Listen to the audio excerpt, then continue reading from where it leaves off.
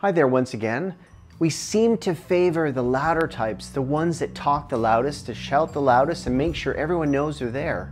Just have a look on social media these days, and the louder and the more out there you are, this actually helps you get noticed, maybe even to be an influencer, right? Now if you don't say much and jump around, you may not get noticed. But today I'm here to tell you that the quiet people have a lot to offer, and dare I say, maybe more to offer. Let's get stuck into it with the 12 misunderstood facts about the quiet person. And after we do this, I'll share my tips on how to be strong in yourself as a quiet person. That is, grab your superpowers and use them. Now the first point is saying less and listening. You know that person that seems to hide in the crowd or group? For this example, let's call her Mary. And maybe you leave the restaurant after a group get-together and think, I almost forgot Mary was even there. Well, don't presume shyness is a culprit. They may be quiet but not shy. They can often socialize just fine, but quiet people prefer to say less and listen. They're choosing when and if they join in a conversation. Also, reading a room. The quieter person can often be seen watching and listening, and usually do this to see what people are talking about and doing.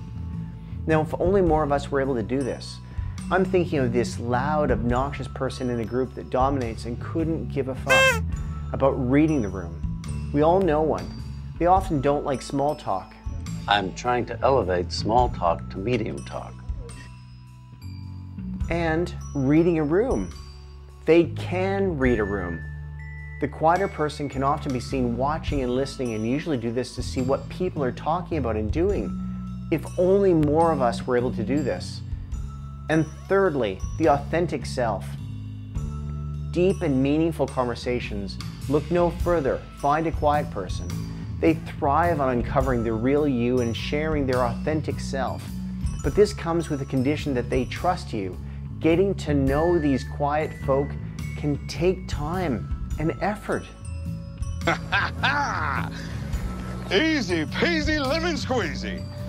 And the next point is that there's no real passion for gossip. Now flick gossip to the curb. They're not keen on gossiping conversations and prefer to walk away or remain quiet when gossip is the center of the conversation. It just wastes their time. It's been a waste of time for me, folks. I'll be honest with you. Been a total waste of time. And fifthly, they are not antisocial. Nope, no way. They simply prefer small group gatherings and one-on-one chats in which they can dive deeply into the topic of conversation. They're not disinterested in those around them. And another misunderstood fact is that loyalty is key. I'm going wherever they value loyalty the most. Now, even criminals have principles. Ever heard the expression, honor among thieves? It's why Tony from The Sopranos demanded loyalty from his crew. Who do you think you are? I'm the person who says how things go. That's who I think I am. Loyalty has always been the first commandment of mobsters. You violated it at your peril. But this is another type of loyalty. Choose a quiet person if you want loyalty. They value loyalty. They will gravitate towards quality over quantity. And what I mean by this is that they don't need high numbers of friends, but they like authentic, deep friendships. Wow. Is this friendship? I think so. They are not the type to rack up friends on, for example, Facebook, as they just don't see the point. Another misunderstood point is that quiet people are not boring or bored. This is what? This is boring. Delete. They may be quiet, but they often think about something someone said and enjoy the silence. Don't we all, or is it just me? They often don't need external stimulation to feel good. And I'm thinking of that one person in the group with the loud laughter every 10 seconds.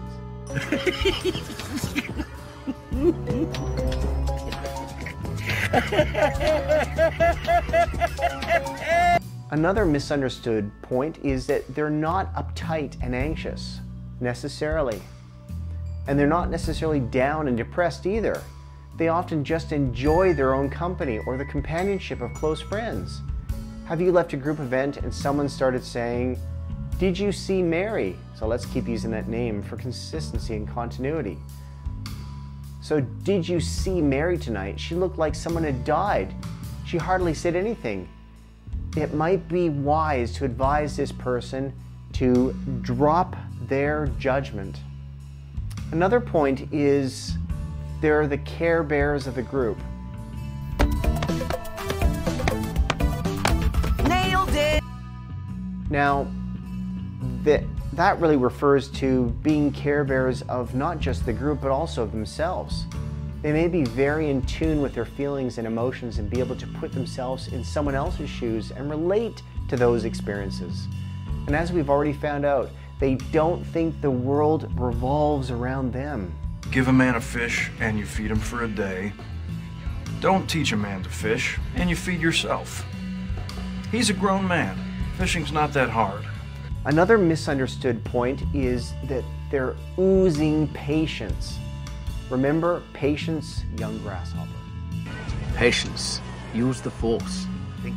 And you won't need to use this term with a quiet person. They ooze patience. The patience stems from their ability to focus on the present moment, so what's happening in front of them, and deal with one thing at a time. Another misunderstood point is authenticity.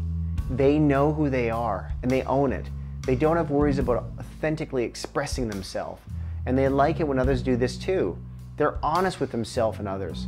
Sometimes it's necessary to be a more social person, and this might seem to come at the cost of authenticity. It's essential to realize that a quiet person may sometimes be highly concerned with being genuine. Sometimes the quiet person must find a flow in an activity that silences their internal play-by-play thoughts, just to play a part in the social situation. Everyone tells me you are a fake, but I believe in you. P.S. If you really are a fake, don't tell me. I don't want to know. The last misunderstanding that I can think of is that they're not outgoing and loud. Now sometimes, and lastly, quiet people can be outgoing and louder in the right situation. In certain situations, they can be much louder, especially if talking about something they're passionate about. So don't box them as the person that says nothing. You will find yourself in for a surprise. Now let's get into a few tips on how to be strong and yourself as a quiet person. Firstly, don't worry about socializing with everyone. Prize the quality of relationships over quantity. Use your strengths and persistence, focus, and insight to do work you value and love. Figure out what you're meant to do and ensure you do it, even if you have to stretch. Create restorative niches, that is, mental breaks or physical spaces in which you can recharge. Respect your own and your loved ones' needs. And spend your free time as you like, not as others expect you to. Now remember that there are many different kinds of powers that you can have. The heroes and the heroines of myths and fairy tales discovered and used the power granted to them. Like Alice in Wonderland, quiet people are given keys that can unlock unique worlds and adventures. So that brings us to the end of the 12 misunderstood facts about the quiet person. Now I hope you enjoyed this, and if you did, you'll really want to check out my next video. Bye for now.